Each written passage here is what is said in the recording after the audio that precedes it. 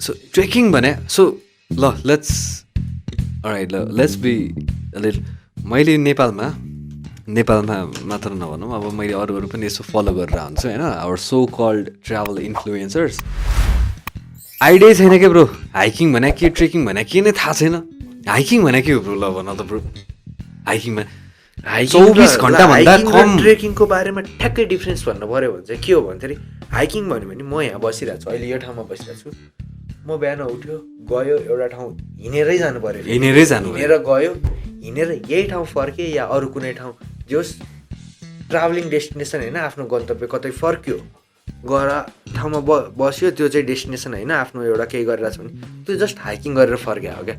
Trekking हुनलाई चाहिँ म गयो त्यसपछि एउटा ठाउँमा बस्यो, भोलिपल्ट पनि हिँड्नु पऱ्यो, जस्ट मोर देन 24 आवर हुनु पऱ्यो क्या।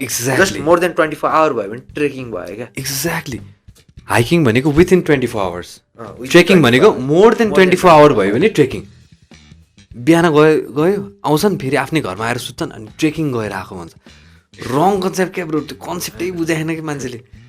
भन्नलाई प्रब्लम भएन होइन, भनिया छ नि ठिक छ होइन, तर जे होस् हिँड्यो, इन्जोय गर्यो, फोहोर नगर्नु ठाउँमा, रेस्पोन्सिबल होस्। हाइकिङ नै गएको भए पनि त्यो ठाउँमा त मोटर त छैन, मोटर बाटो, अनि त्यो मोटर बाटो नभए ठाउँमा चाहिँ फोहोर नखालौँ भन्ने मात्र कुरा हो होइन। तर हाइकिङ र ट्रेकिङमा चाहिँ त्यहाँ चाहिँ ह्युज डिफ्रेन्स छ क्या, छ चाहिँ एकदम अलिकति बुझ्नलाई जति नै कम्प्लिकेटेड केही बनाउनु पर्दैन यसलाई, just more than 24 hour trekking, less than 24 hour hiking भन्दा सजिलो, एकदमै सजिलो हिसाबमा एकदमै सजिलो छ यो कन्सेप्ट चाहिँ। यो खासमा हाइकिङ प्लस ट्रेकिङको अब यो कन्सेप्ट बुझ्ने हो भने चाहिँ त्यस्तो